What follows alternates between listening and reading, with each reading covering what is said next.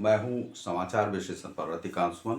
आज मैं जो बिहार में जो परिस्थिति उत्पन्न हुई है जिसमें कि लालू यादव पर ईडी जो है कार्रवाई कर रही है, और दूसरा है कि उधर जो नीतीश कुमार जी हैं उन्हें बहुत सारी बातें लोग वैसे कह रहे हैं।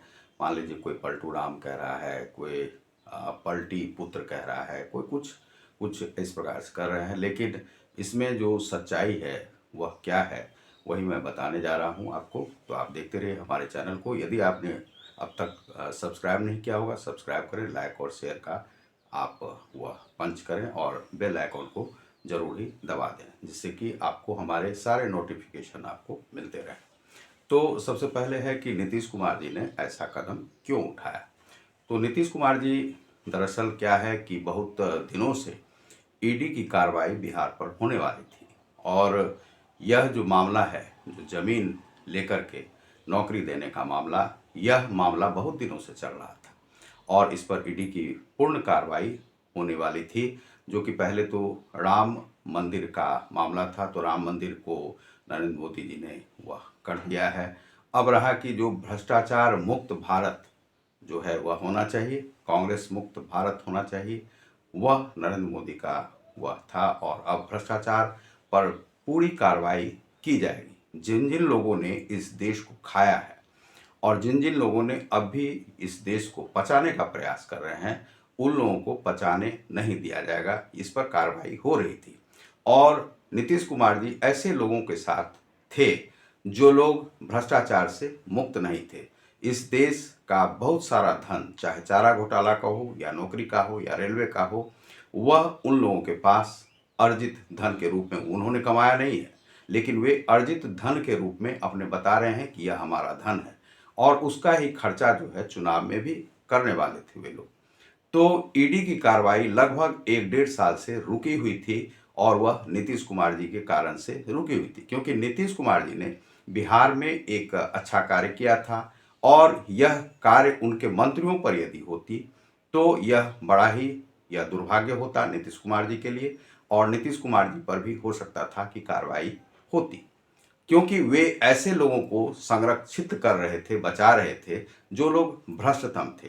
और यह कहा भी गया था कि इंडिया जो गठबंधन है, इंडिया गठबंधन में सारे के सारे भ्रष्टाचारी सब बैठे हुए हैं, और वे भ्रष्टाचारी एक संगठन बना करके देश को खाने का प्रयास कर रहे थे, जिसमें कि बहुत सारे लोग प्रधानमंत्री तक बनना चाह रहे थे। और ऐसे भ्रष्ट जो लोग थे, उन लोगों का जो संगठन था, उसके कोई एक मुखिया बनना चाह रहे थे।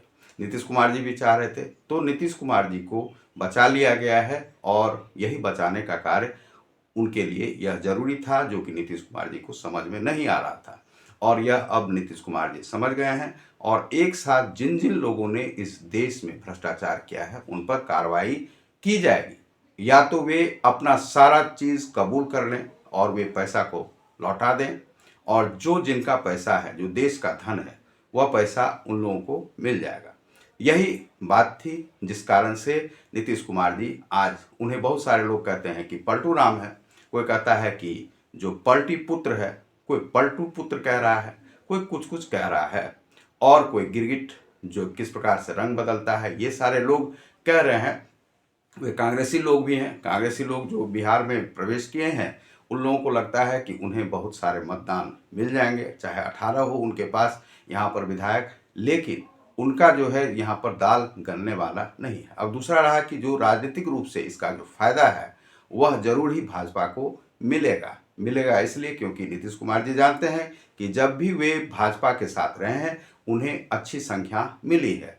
अब है कि यहाँ पर तेजस्वी यादव भी, उनको भी चाहिए था कि वे चूंकि नए हैं और वे, उन्हें अभी राजनीति में बहुत कुछ करना था, तो इस भ्रष्टाचार से उन्हें जो इसमें संलिप्त नहीं होना चाहिए था, इससे उन्हें अपने आप को बचाना चाहिए था।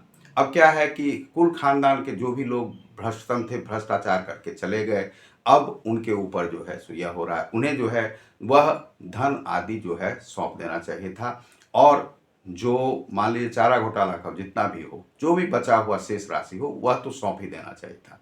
तो इस प्रकार से जो नेता आएंगे और देश को ही बचाने का प्रयास करेंगे, उसी का राजनीति में उपयोग करेंगे, तो इस प्रकार से देश नहीं चल सकता है। यही कार्रवाई जो है यहाँ पर होने वाली थी, यही महाराष्ट्र में भी होगा, यही चाहे हरियाणा में हो या जहाँ जहाँ लोग बैठे हुए, चाहे दिल्ली में हो या किसी भी राज्य में, चाहे गुजरात में ही क्यों ना हो, यदि इस प्रकार के लोग हैं। अब चूंकि राम मंदिर की स्थापना हो गई है तो राम राज्य यहाँ पर कायम होगा, यही है राम राज्य। और राम राज्य का अर्थ यह नहीं है कि बहुत सारे लोग कह रहे हैं कि वे वृद्ध हो गए हैं। वृद्ध हो गए हैं तो आप बताइए ना, कहाँ है धन? धन जो है सो कहाँ है? ईडी यदि पूछ रही है तो आप उन्हें बताने से क्यों संकोच कर रहे हैं? तो यह है, ईडी की कार्रवाई से बचाने के लिए इन्हें जो है भाजपा ने एक बचाने का प्रयास किया, क्योंकि रोड सड़क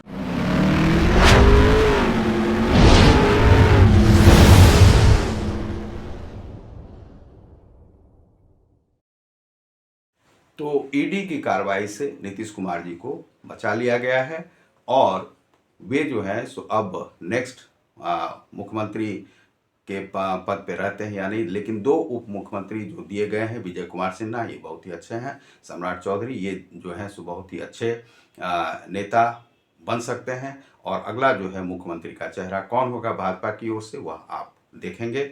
और यह चुनाव चूंकि